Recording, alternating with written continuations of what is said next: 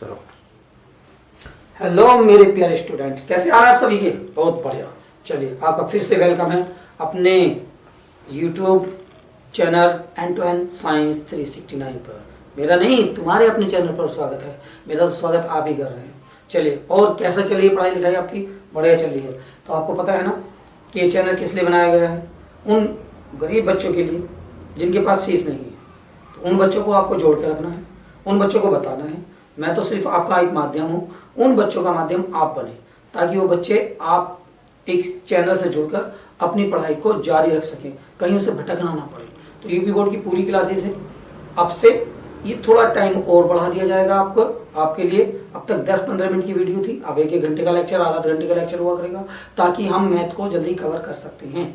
अच्छा, इसके साथ साथ आपके लिए साइंस भी चल चुके हैं, आप साइंस को भी देख सकते हैं, साथ के साथ साइंस पढ़ें। साइंस भी बहुत ही आसान भाषा में आपको दिया गया है, ठीक है ना। उसको पढ़ने की जरूरत ही नहीं, मतलब पढ़ते पढ़ते ही याद हो जाएगा, लिखते लिखते ही। चलिए, तो इसी बेस को आगे इस सीरीज को आगे बढ़ाते हुए आज 1.1 एक्सरसाइज का हम क्वेश्चन नंबर 3 करने जा रहे हैं, जो पिछले की तरह है। बस तो देखते हैं जो भी आपको लिखा गया है। और आपको पता है यूट्यूब चैनल की अपनी स्लोगन बनाया गया है कि पढ़ाई लिखाई में अगर है आप में दम तो फ्री कोर्स देंगे हम, ठीक है ना प्यारे बच्चों। तो चलते हैं अगले आपके क्वेश्चन पर। आइए, विषय गणित अभ्यास नंबर 1.1 का तीसरा क्वेश्चन है कि लिखा हुआ है अभाज्य गुणनखंड विधि द्वारा निम्नलिखित पूर्णांकों के एचसीएफ और एलसीएम ज्ञात कीजिए। याद है कुछ? अरे ये तो एचसीएफ और एलसीएम बिल्कुल सेम कल की पिछले वाली वीडियो की तरह, ये क्वेश्चन नंबर 2 की तरह है। चलिए, ओ बस ये गलती है क्या? वहां संख्या 2 थी और यहाँ संख्या 3 हो गई, तो सेम है, क्या डरना है? बिल्कुल सेम वैसे ही करना है भाई। हमने पहले 2 को अभाज्य गुणनखंड विधि करी थी, अब 3 की कर लेंगे तो क्या जा रहा है, तीनों में देख लेना पड़ेगा। चलिए, तो चलते हैं मेरे बड़े बच्चों कल की तरह। देखिए, फर्स्ट क्वेश्चन को हल करते हैं। तुम्हें पता ही है ना, बोर्ड पे पहले लिखना पड़ेगा आपको हल और इनके अभाज्य गुणनखंड। पहले 12 आप यहाँ लिखेंगे, 15 आप यहाँ लिखेंगे और 21 आप यहाँ लिखेंगे। ऐसे काटेंगे, वो डंडा खींचेंगे, ये भी डंडा खींचेंगे, ये भी डंडा खींचेंगे, ठीक। बस पहले एक एक को देखना, ना कि तीनों को एक साथ देखना। पहले एक को देखें, 12 को देखते हैं। मैंने 12 2 के पानी में आता है, आपको पता है, तो 2 से कट जाएगा। 2 के पानी में कितनी बार आता है? 6 बार, तो 6 बार कट जाएगा। 2 से फिर कट जाएगा, 2 3 6 और आपका बन जाएगा, फिर 3 से कट जाएगा, ये बचेगा 1। क्लियर? ये तो अपने आसान था, वो इस वाली बात है। चलिए चलते हैं। 15 2 के पानी में आता है? नहीं आता। 3 के पानी में आता है, तो आप 3 से काटेंगे, 3 पंजे 15 और ये 5 से कट गया, 5 गांव 5। 21 2 के पानी में आता है? नहीं आता। 3 के पानी में आता है? हाँ आता है, तो 3 से काटेंगे, 3 7 21 और 7 काम 7। तो देखो, जब तक 1 आता है, जब तक हम काटते रहते हैं, तो ये बात आ गई। आप देखेंगे बिल्कुल सेम वही लिखेंगे, 12 को 2 गुणा 2 गुणा 3, ठीक प्यारे बच्चों। 15 को लिखेंगे 3 गुणा 5। 21 को लिखेंगे 3 गुणा 7। हमें पहले क्या चाहिए? एचसीएफ। देखो लिखा एचसीएफ चाहिए। एचसीएफ मैंने बताया आपको, क्या बताया था? जो सब में हो उसको एचसीएफ बोलते हैं, ठीक है ना। सब में होना चाहिए। तो देखो 2 तो यहाँ पर कहीं नहीं है तो छोड़ देंगे। ये भी 2 कहीं नहीं है, छोड़ देंगे। ये 3 देखो, 3 यहाँ पर है, 3 यहाँ पर है, 3 यहाँ पर, तीनों में है, 3 है। तो इन तीनों में से एक 3 लेंगे, केवल एक 3 लेंगे बस। तो यही आपका क्या हो गया? आंसर हो गया। अब देखो, एलसीएम के बाद एचसीएफ के बाद क्या बोला है? एलसीएम याद कीजिए। तो एलसीएम को बोला था मैंने कि सबसे पहले छोटी संख्या लेंगे और वो लेंगे जितने सबसे अधिक बार लिखी हो। तो पहले देखिए 2 यहाँ पर 2 बार लिखा हुआ, यहाँ पर है नहीं, तो 2 बार लिखा हुआ, तो 2 को हम 2 बार ही लिखेंगे। अब 3 देखो, 3 यहाँ पर 1 बार है, यहाँ पर भी 1 बार है, यहाँ पर भी 1 बार है, तो केवल 3 को 1 बार लिखेंगे। 5 1 बार लिखा हुआ है, तो 5 को भी 1 बार लिखेंगे। 7 1 बार लिखा हुआ है, तो 7 को भी 1 बार लिखेंगे। अगर 2 बार होता तो 2 बार लिखते। अब इनकी गुणा आपको पता है, 2 दूनी 4 हो गया ना। 4 की गुणा 3 में करेंगे, 4 के 12, 12 पंजे 60। अब देखो 60 गुणा 7। अब करने मत बैठ जाना कि 60 के साथ में गुणा करेंगे, नहीं। मैंने कहा 0 को छोड़ दो। 7 6 7 6 7 कितने होते हैं? 42। अब ये 0 छोड़ देना, ये 0 को हम यहां लगा देंगे, तो आंसर आ गया ये वाला। ये आपका क्या हो गया? पहले भाग का आंसर हो गया। क्लियर है? आप देखिए बच्चों, सेकंड भाग यहां से लगाना, सेकंड भाग से 17 23 29।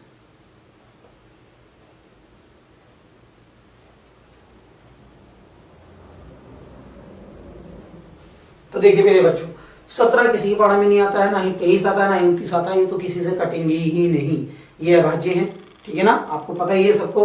तो ये 17 से ही कटती है, तो इसे लिखेंगे 17 एकम 17, इसे लिखेंगे 23 एकम 23, इसे लिखेंगे 29 एकम 29, ठीक है ना। तो ये वाली बात होगी। आप देखते हैं 17 को, तो यहां पर लिखेंगे 17, यहां पर लिखेंगे 23 और 29 का लिखेंगे 29। अब हमें निकालना है एचसीएफ। अब देखो बेटे, कोई सी संख्या है एक दूसरे में, नहीं है ना। तो देखो, ना तो यहां पर कोई संख्या है, 17 इसमें है, ना 23 इसमें, ना इसमें, कोई कुछ नहीं मिल रहा। अगर एक बात बताया मुझे, पहले ये बता दीजिए, 4 गुणा 1 बराबर 4, 17 गुणा 1 बराबर के 17 और 23 गुणा 1 23। समझ में आया कुछ बात को? अगर 23 में 1 की गुणा कर दूं तो 23 का 23 रहेगा, कोई मान बदलता नहीं है। 17 की 1 में गुणा कर दूं तो कोई मान नहीं बदलेगा, 4 में 1 की गुणा कर दूं तो कोई मान नहीं बदलेगा, ठीक है ना। तो समझ में आती है। एक तो आपको सिखाने के लिए नहीं तो ट्रिक है, जहां पर कोई कॉमन ना हो वहां 1 मान लो, एचसीएफ कितना हो जाएगा आपका? 1 हो जाएगा, ठीक है ना प्यारे बच्चों। तो एचसीएफ 1 हो जाएगा। अब तुम्हें फिर भी समझ में नहीं आ रहा है कि जी 1 कैसे हो जाएगा, जब तुम बता रहे सब में कॉमन होता है। बिल्कुल सही बात है। चलो, तो अगर 17 गुणा 1 लिख दो, कोई परेशानी? 17 एकम 17। 23 गुणा 1 लिख दो, कोई परेशानी नहीं होने की। 23 गुणा 1 लिख दो, कोई परेशानी नहीं होने की। तो देखो, एक ही रहा, एक ही रहा, एक ही रहा, तो एक एलसीएम आ गया, एचसीएफ आ गया। तो ये आपका क्या हुआ? आंसर हुआ। क्लियर? एलसीएम देख लीजिए, एलसीएम क्या है? 17। 17 गुणा 23 गुणा 29, क्योंकि एक एक बार लिखे हुए सबको लेने। अच्छा हाँ, आपके दिमाग में आ रहा होगा ये एग्जाम में लिखे ना लिखे, लिख भी सकते हैं, नहीं भी लिख सकते, दोनों एक ही बात है। अगर कहीं पर कुछ भी कॉमन ना आ रहा हो, मतलब कोई संख्या ना दी गई सब में, तो वहां पर एक एचसीएफ मान लिख सकते हैं।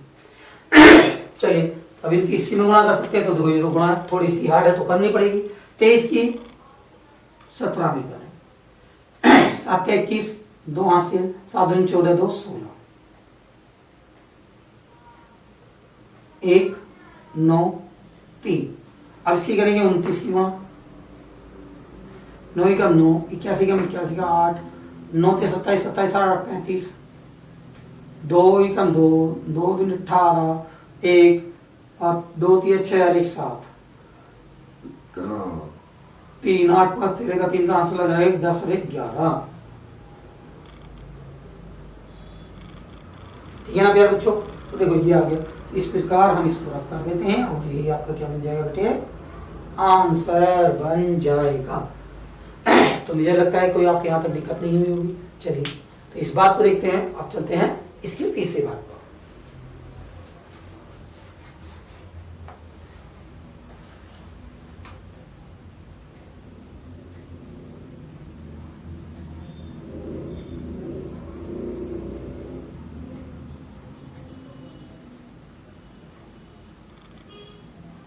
ये क्यों नहीं बताया? तो पता ही है आपको, जैसे पढ़ते हैं कि एक ऐसे डंडा खींचते हैं, एक तिरछा डंडा खींचते हैं, बाकी सब देखते हैं। ये 2 कुछ में आता है, आपको पता है, 2 के पानी में आता है, 2 चौका 8, ये 2 4 आता है, 2 दूनी 4, 2 से काटेंगे, 2 एकम 2, तो सबको पता है। ये 3 के पानी में आता है, 3 एकम 3 और ये 3 एकम 3।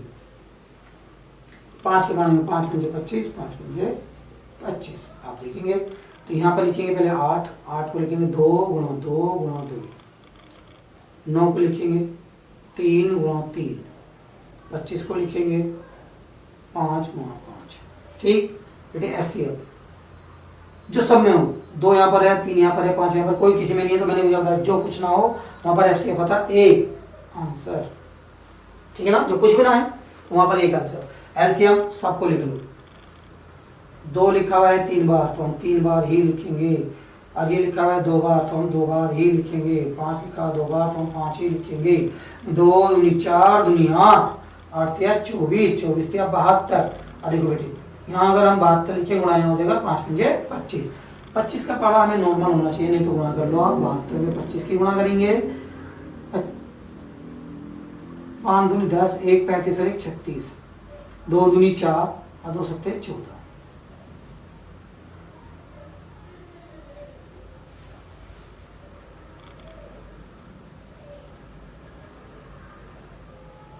समझ में आ गया प्रिय बच्चों। तो इस प्रकार आपका तीसरा चैप्टर शुरू होता है। आप क्वेश्चन नंबर करेंगे 4, ठीक है ना।